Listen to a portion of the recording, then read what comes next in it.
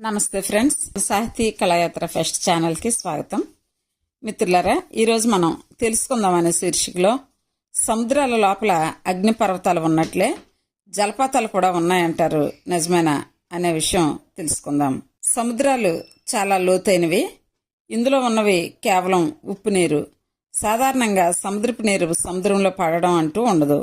అక్కడక్కడ నదులు సముద్రాన్ని కలిసే చోట సముద్రపు మట్టం కన్నా నదిలో నుంచి పడే నీరు చాలా ఎత్తు నుంచి పడినట్టయితే ఆ జలధార పడ్డ చోటే సముద్రపు నేలలో ఏదైనా నెర్రెలు ఉన్నట్లయితే ఆ నెర్రల్లోకి నీరు కిందికి జారినట్లు అనిపిస్తుంది. సముద్రపు జలపాతాలు కావు, మామూలు జలపాతాలే.